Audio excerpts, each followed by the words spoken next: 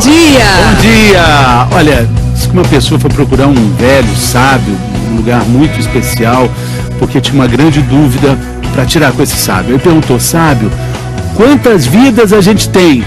Aí ele falou assim: duas. Duas? Uai, 2 vidas? Então como é que começa a outra?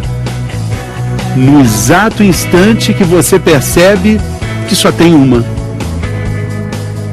Difícil, era assim? Quando você percebe que só tem uma vida, começa a sua segunda vida. Às vezes é um susto. Acordou, né? Acordou. Às vezes é um problema, né, Mari? Às vezes é um problema. Pode ser, por exemplo, um nódulo. Imagina, de repente você descobrir algo estranho na região do pescoço. Então, foi um dia tomando banho, coloquei a mão na minha garganta assim e eu senti um nódulo. Quando é o caso de tirar esse nódulo? Quando é o caso de conviver com ele? O Bem-Estar vai falar de cistos no ovário e nódulos na mama que não precisam ser retirados. Mas será que dá para viver em paz com eles? Tudo tranquilo também. Os nódulos estão do mesmo tamanho, então tá normal. O patologista Fernando Soares vai hoje dizer quando é necessário tirar o nódulo. E o clínico geral, Dr. Carlos Eduardo Pompilho, vai explicar pra gente a diferença entre nódulos, cistos e pólipos. E a gente também vai saber como estão os ex-gordinhos do Bem Verão, quase um mês depois do final do projeto. Do fim do projeto até agora, eu já eliminei mais 4 quilos. Ou seja, 44 quilos a menos. 44 quilos a menos. Uau, né? A gente começa a edição do Bem-Estar de hoje com uma doença que está assustando os moradores da Bahia. 2 mortes foram confirmadas por uma doença misteriosa que deixa o xixi preto. Olha, gente, já são 52 casos em menos de um mês. O repórter Mauro Anchieta conta tudo pra gente. Amostras de sangue foram encaminhadas para o Instituto Adolfo Lutz, em São Paulo. As autoridades de saúde da Bahia esperam que daqui saia a resposta para uma doença misteriosa que pode ter matado 2 pessoas. A maioria dos casos é de pessoas que estiveram em praias do litoral norte da Bahia. A doença misteriosa começa com uma dor muito forte no pescoço que se espalha por braços e pernas. A urina fica escura, como café, um sintoma que assusta muita gente. 3, 4 horas depois dessas dores, que eu fui ao banheiro, que aí eu vi a urina da cor de refrigerante cola, escuro, bem escuro, né? Que aí foi que eu me preocupei e quis ir para o hospital. Quando os primeiros casos surgiram em dezembro, a Secretaria de Saúde acreditava que seria mialgia aguda, mas os exames descartaram esse diagnóstico. A suspeita inicial era de que peixes consumidos no litoral norte estivessem causando intoxicação, mas os exames não confirmaram. De qualquer forma, amostras de peixes vão ser enviadas pelo Ministério da Saúde para os Estados Unidos. Aqui em Salvador, o Laboratório de Virologia da Universidade Federal da Bahia analisou amostras de sangue e urina de pacientes. E os exames indicaram vestígios de 2 vírus que causam dores musculares, o enterovírus e o parecovírus. O laboratório espera ter um resultado mais conclusivo até esta sexta-feira. As autoridades de saúde do estado trabalham com várias hipóteses. Contaminação por bactérias, por vírus, por metais pesados e por toxina. A nossa maior preocupação é o número de casos, né? Porque nós estamos hoje com 52 casos notificados, então não temos uma resposta para dar para a população e isso nos traz uma grande angústia. Segundo a Secretaria de Saúde de Salvador, exames feitos na água que abastece a cidade descartaram contaminação. A recomendação é que a população fique alerta. Higiene pessoal e o cuidado com os alimentos, a higiene alimentar e a busca da unidade de saúde ao sinal, os primeiros sintomas, é a recomendação que nós fazemos para a população nesse momento. Realmente é bastante angustiante, né, doutor Cadu? Porque você não tem uma resposta ainda para essa doença. A dor aguda no corpo tem a ver com o fato do xixi ficar mais escuro? Tem bastante a ver. Essa dor aguda ela é causada pela morte das fibras musculares, né? As fibras musculares, dentro delas tem um pigmento. Quando a célula morre, esse pigmento cai no sangue e o rim é obrigado a filtrar. Quando ele filtra, a urina sai escura.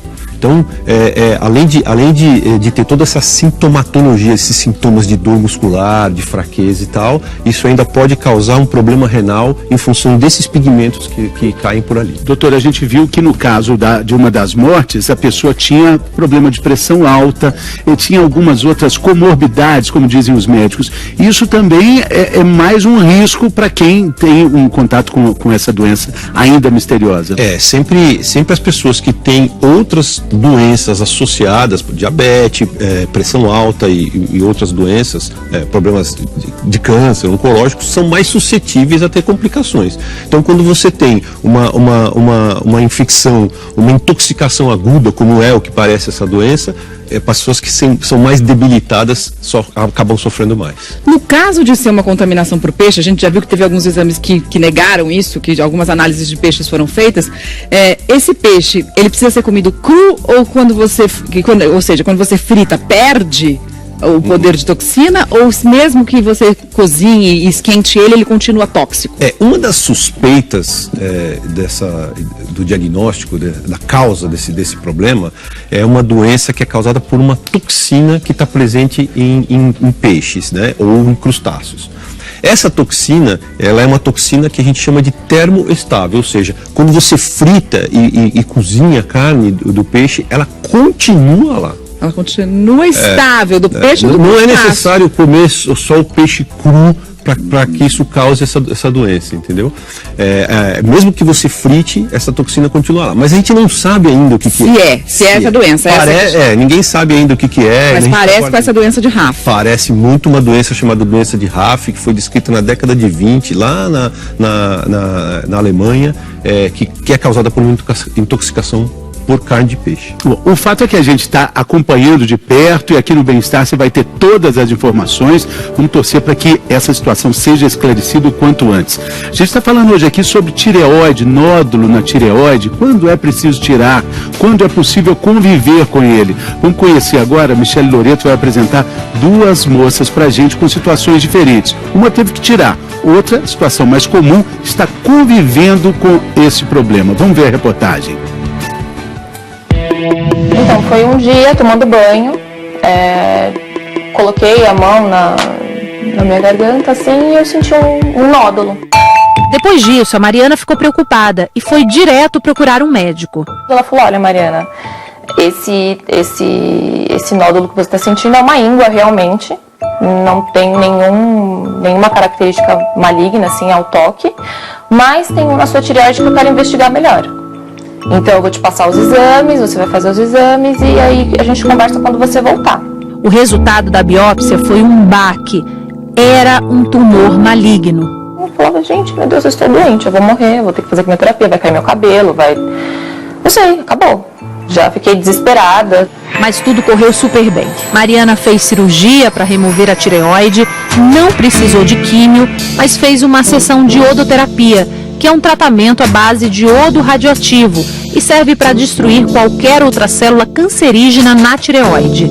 6 anos depois, só tem uma cicatriz bem discreta no pescoço. Para mim, nada mudou. Na disposição, na minha vida mesmo, é normal. Tem que tomar todo dia de manhã, em jejum, um remedinho para o hipotireoidismo, já que ela não produz mais os hormônios da tireoide. A gente tem que se conhecer, né? Tem que ouvir os sinais do nosso corpo. E, por sorte, naquele banho, aquele dia, eu vi esse sinal. O que a Mariana teve é raro. Apenas 5% dos nódulos na tireoide são malignos. É um câncer, de certa forma, tranquilo, que a maioria das vezes com a cirurgia já consegue curar.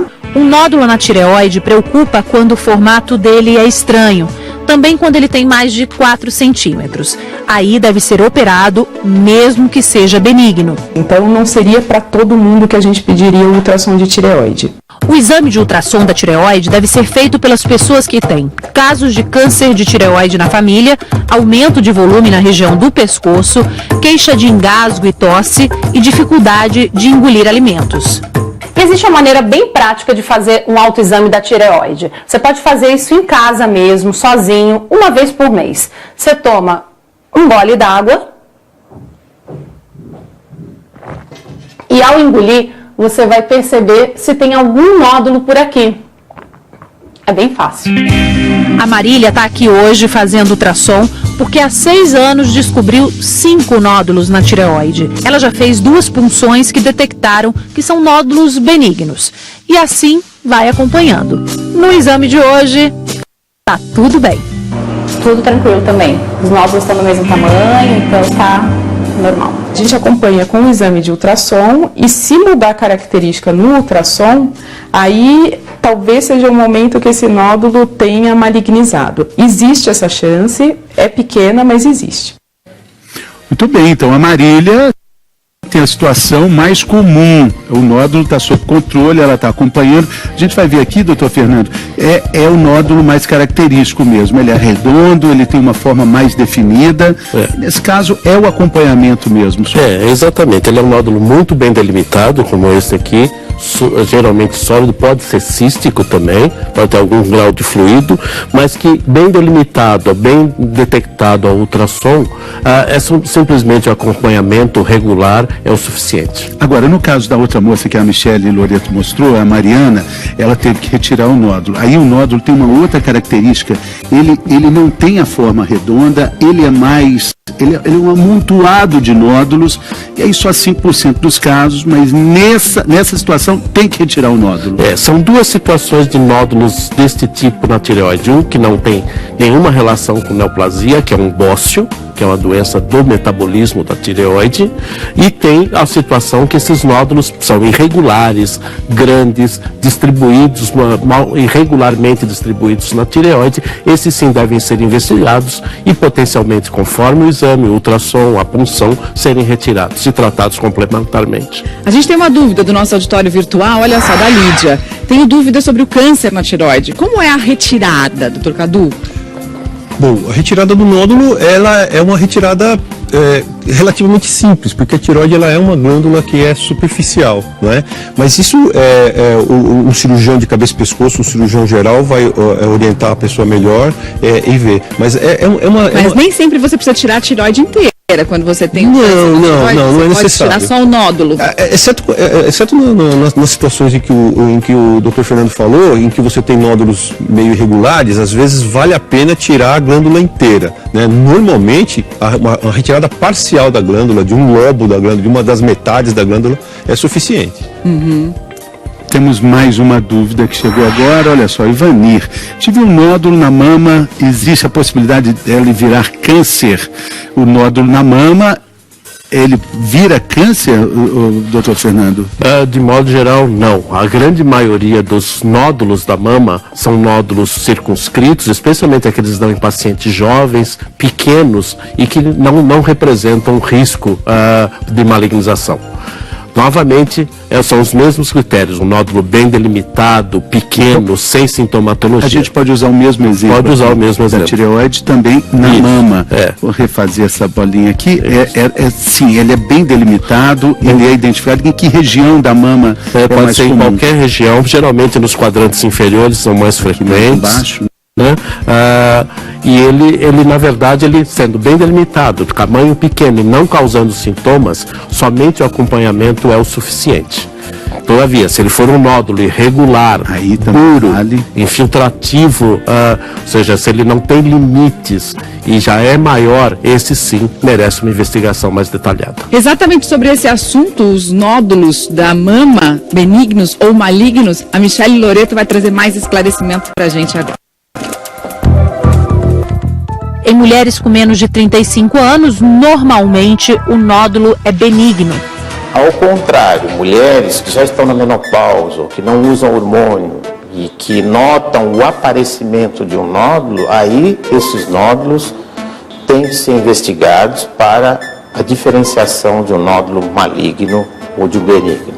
Toda essa preocupação se justifica porque o câncer de mama é o mais comum e o que mais mata mulheres no Brasil. Representa 25% dos novos casos de cânceres que aparecem todo ano aqui no país.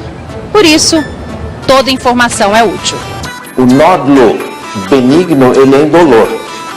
E o nódulo benigno sempre tem uma estrutura assim, regular, mas podem se juntar e mudar de formato, trazendo algumas dúvidas. O nódulo irregular, ele poderá já ser um nódulo maligno. Então, se ele cresce com a manutenção do formato irregular, nós temos obrigatoriamente a necessidade de retirar o fragmento, uma biópsia. Já o tumor maligno tem uma estrutura bem característica. Onde a superfície dele é mais grosseira, irregular, fica um predomínio de tecido irregular, de formato mais bizarro. Mas é claro, só o médico vai saber a diferença. Então são situações que muitas vezes permitem ao médico, quando examina, às vezes a tranquilizar o paciente e nem pedir exames para não criar mais uma ansiedade. Importante, né? Não criar mais ansiedade ainda. Agora, qual que é a diferença entre o nódulo e o cisto? Então isso é interessante. Um cisto, ele é uma bolinha que tem alguma coisa dentro. Essa bolinha, ela pode ser ar, pode ser líquido, pode ser sangue, pode até ser outras células dentro, né? Então, isso daqui está representado um cisto, aqui está o útero, né? Aqui o ovário, então aqui tem um cisto no ovário. Esses cistos, eles podem aparecer virtualmente em quase todos os órgãos do organismo. No fígado, no pâncreas, no rim, não é? Até no cérebro, na tireoide, não é? No ovário. E o fato de que está dentro é mais preocupante? Por exemplo, se tiver sangue é mais preocupante do que se tiver líquido? Às vezes tem pulso, às vezes tem sangue. Então, o cisto hemorrágico de ovário pode ser uma doença que mereça até uma cirurgia para ser retirado, entendeu? Mais perguntas, mais dúvidas chegando agora do nosso auditório. A Aline, olha, a dúvida dela, doutor Pompilho, tem um cisto no ovário esquerdo medindo 2 centímetros. É perigoso? Ela pode engravidar com esse cisto? Um cisto aparentemente pequeno, só que essa questão de engravidar é sempre bom ela discutir com o ginecologista dela. Acho que isso é importante, porque o ginecologista, além de ver o tamanho do cisto e as coisas que tem ali, ele vai avaliar ela como um todo, as outras questões que ela tem para poder engravidar tranquilamente, né? Agora, doutor Fernando, é muito importante a gente prestar atenção que tudo que a gente está falando de nódulo, de cisto, tem muito a ver com cada órgão que ele apresenta, né? O tamanho dele, a importância do órgão também, Isso. Na verdade, esses termos, eles são representações macroscópicas, ou seja, de lesões que podem ter várias naturezas, várias origens, como o Dr. Pompilho explicou, e podem dar em qualquer órgão do corpo, e cada um praticamente tem um tipo de abordagem diferente. Isso, exatamente. Em cada caso é um problema para ser analisado individualmente, né? Bom, daqui a pouco a gente vai falar dos pólipos no estômago e no intestino. E vai também rever os gordinhos da fronteira, do projeto Bem Verão. Gente, depois de muitos quilos perdidos, vocês separaram que eles não ficaram com aquela pele sobrando. Por que isso aconteceu? Qual é o segredo depois do intervalo? Com atividade física contínua, com alimentação balanceada e monitorada, faz com que a pele tenha uma resposta muito melhor. Então, por isso que eles tiveram esse resultado além do esperado.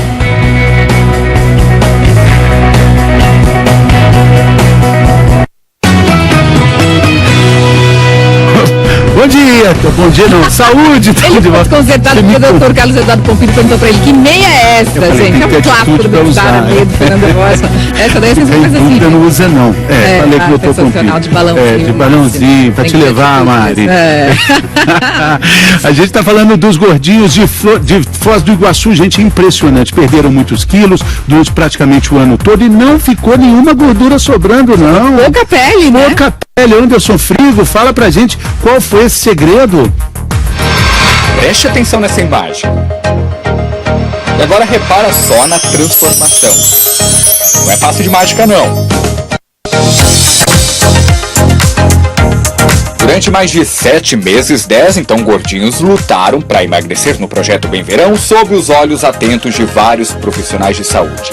Mas agora estão todos por conta própria, colocando em prática tudo o que aprenderam. Não jaquei em nenhum momento, cumpria tudo certinho, pesava tudo certinho. Nem um gole de água a mais do que estava estipulado lá no cardápio eu não tomava. E com essa disciplina, a Dani foi muito além da meta de eliminar 30 quilos. emagreceu 40 quilos. Mostra essa placa. Você tá emocionada, Dani? Parabéns. Qual o objetivo agora para 2017? Um namorado. Pelo amor de Deus! Manda um buquê pra ela! Parabéns, um buquê você já tem! A Edinalva também superou a meta dela. A meta era 20 quilos e ela emagreceu 23 quilos! Ai, que maravilha! Eu achava que o meu metabolismo era mais fraco, que era mais devagar, e eu vi que não. Nessa mudança de vida, o corpo reviveu. Durante esse processo de mudança do estilo de vida, é como se eles tivessem dado um descanso para esses órgãos agora. Então, todos esses órgãos que estavam trabalhando excessivamente para poder eliminar o excesso que eles cometiam, agora descansaram. E outra coisa impressionante nessa transformação, a temida flacidez. Aquele excesso de pele que fica quando a pessoa emagrece muito, fez bem menos estrago do que eles imaginavam. Quando o processo do emagrecimento é feito da maneira que foi realizada, ou seja, com atividade física contínua, com alimentação balanceada e monitorada, com injeção de líquido adequada, faz com que a pele tenha uma resposta muito melhor. Então, por isso que eles tiveram esse resultado além do esperado. Eles querem mais. Do fim do projeto até agora, eu já eliminei mais 4 quilos. Ou seja, 44 quilos a menos. 44 quilos a menos. Por isso, não tem descanso. Eu não sei se você lembra, mas teve aquele time que bateu na trave, sabe? Faltaram quanto? 3 quilos. 2. Aqui, 1 quilo. E depois do projeto, já deu pra pesar de novo ou tá segurando? Pesei, mantive, tô mantendo. Pelo menos manter. Sim, no final de ano eu consegui manter, que já é uma boa coisa.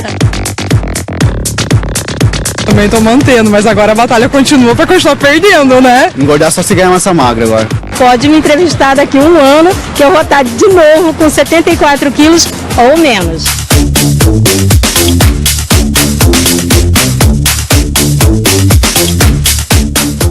Gostei, Edinalva. Agora, cada vez que passa, eu fico mais fã de vocês. Não é, Fê? Impressionante, muito legal, né? muito a determinação bacana. desse grupo do Bem Verão. Hein? Vamos voltar, volta. lógico, claro. Agora vamos falar um pouquinho sobre o pólipo, doutor Fernando. O que é o pólipo? No que ele se diferencia dos cistos e dos nódulos? Geralmente os pólipos, eles crescem para um órgão que tem uma cavidade oca, que tem um espaço vazio. Então eles têm espaço para crescer e eles crescem através de um Por exemplo, pedículo. no estômago, né, que tem essa cavidade. Isso. Pode aparecer aqui. Ele pode aparecer, então ele pode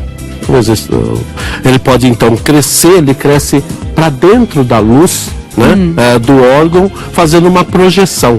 E por isso que é chamado pólipo, por causa desse aspecto exofítico, ou seja, esse aspecto de crescimento para a luz do órgão. Para a luz do órgão.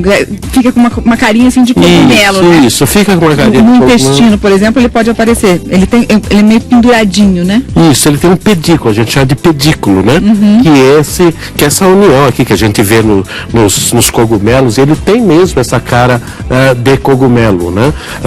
Desse crescimento, o que torna relativamente fácil a retirada, porque é nesse pedículo que ele se comunica, na verdade, com o órgão propriamente dito. O resto ele está para dentro da luz do órgão. E eles são perigosos? O pólipo intestinal já é decorrente de uma alteração genética. Então eles são precursores de neoplasias malignas, de cânceres do intestino, né? E a progressão. Então toda vez que na endoscopia é detectado, na colonoscopia é detectado, se recomenda a retirada. Daqui a pouquinho a gente vai falar mais sobre isso exatamente. Você sabe se existe relação entre omeprazol e pólipo no estômago? A gente volta já já.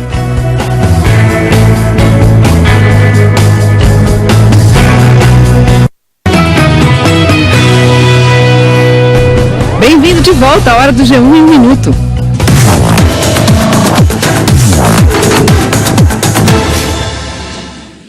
Olá, bom dia. A gente tem notícia hoje sobre o setor de serviços, que é aquele setor que avalia o desempenho de vários serviços que a gente usa no nosso dia a dia: hotel, táxi, ônibus, restaurante, cabeleireiro. De outubro para novembro, esse setor teve uma leve alta, mas no período de janeiro a novembro acumula uma queda de 5%, o que significa então que ao longo do ano passado as pessoas usaram cada vez menos esses serviços. E a gente vem falando muito sobre a violência nos presídios de Manaus e Roraima, uma guerra entre facções criminosas que deixou quase 100 presos mortos na semana passada. O alerta foi para o país inteiro, tanto que aqui em São Paulo o governo transferiu 70 presos de vários presídios do estado, presos de facções envolvidas nessas rebeliões, tudo para tentar, então, evitar mais conflitos. Para terminar, a notícia de saúde. A gente sabe que muito sal faz mal, principalmente para o coração. E a gente sabe também que tem muita gente que consome mais sal do que deve, inclusive aqui no Brasil. Mudar essa realidade não é tão caro quanto a gente pensa. Saiu um estudo mostrando que investir só um pouco em campanhas de conscientização pode diminuir o consumo de sal no mundo em 10% num período de 10 anos, o que, segundo esse estudo, poderia salvar milhões de vidas. Mari, Fê? Faz 6 anos que a gente faz a nossa parte aqui no Bem-Estar, né, Mari? Tire o sal da mesa. Pois é, lembro de tudo. Boa, Mari. Obrigada, Mari, bom trabalho, até amanhã. Até. Vamos ver aqui a diferença de um achado de pólipo no estômago e no intestino. O que é feito normalmente? Como é que eles são detectados e o que se faz quando se encontra, por exemplo, um pólipo no estômago, doutor Fernando? Como vocês podem ver na arte, o pólipo do estômago geralmente não tem aquele pedículo bem definido, aquele pezinho bem definido. Então o que se faz, na verdade, é uma abordagem de biópsia. A pinça vai e tira uma amostragem desse nódulo para análise. Enquanto que no intestino a gente tem aquele pezinho, né? Aquele que a gente chama de pedículo. Então, praticamente, durante a endoscopia, é possível se laçar esse a colonoscopia, né? Na colonoscopia. Se laçar e retirar pelo pedículo. E a análise desse pedículo é o mais importante, porque ele é realmente a parte que está em contato com o órgão. Ou seja, no próprio exame é feita a retirada e isso muitas vezes evita o câncer do intestino, Essa é uma das melhores maneiras de se prevenir o câncer do intestino, de já uma alteração precoce ser retirada e assim poder não deixar evoluir para uma doença grave. Doutor Cadu, antes do intervalo, a Mari falou dessa relação do omeprazol, talvez o remédio que os brasileiros mais associam ao dia a dia, né? Com os pólipos no estômago e no intestino. O omeprazol ele é uma medicação que inibe a secreção ácida do estômago. Então, o ácido ele é produzido no estômago para facilitar a digestão das proteínas e de outros alimentos, facilitar a absorção de outras coisas. E quando você inibe esse ácido, as células elas tentam compensar isso. E a partir daí pode aparecer pequenas estruturas que a gente chama de pólipo pelo uso crônico e às vezes, muitas vezes não prescrito de medicações antiácidas. Mas nem sempre precisa tirar, né? Não, então, é aquilo que o doutor Fernando está explicando. O pólipo no estômago, muitas vezes, ele é só fazendo uma biópsia e observando, você pode ficar tranquilo, é administrável. Exatamente. Pergunta da internet, vamos dar uma olhadinha aqui no nosso auditório virtual da Carolina. Nódulos na batata da perna, o que poderia ser? Ouvi dizer que pode ser gordura, é verdade? Um dos nódulos que estão nessas regiões que a gente chama de partes moles, né? Ou seja, batata da perna, as costas, coxa, muitas vezes são acúmulos de gordura, nódulos de gordura. Na grande maioria das vezes, os nódulos bem delimitados, de novo, são benignos, são chamados de lipomas. A dica é observar para ver se cresce. Para ver se cresce, se muda o seu comportamento, se sangra, se altera a cor, especialmente isso. Pode sangrar? Você pode ter um hematoma, por exemplo? Você pode, porque está numa região superficial e ele pode ser muito vascularizado. Como ele é um crescimento novo, geralmente ele é acompanhado pela formação de novos vasos. Então ele pode eventualmente sangrar sim. O doutor Cadu estava contando que tem um nódulo aqui. O médico também sofre aqui, doutor. Né? É uma lipomia, né? Uma lipomia que tem aqui. Tá convivendo aí, é São Paulino, tá na boa. Tá. Viu muitas glórias nessa vida. Tá. Agora não está muito bem, mas está. Bom, doutor, por hoje é só. Acho que a gente tirou várias dúvidas. Muito obrigado. É sempre uma alegria recebê-los aqui. Doutor Fernando, volte sempre. Muito obrigado. Amanhã é sexta. Chegou de novo, que maravilha! Fica agora com o encontro que tá bom demais. A gente volta a se encontrar amanhã. Se cuida!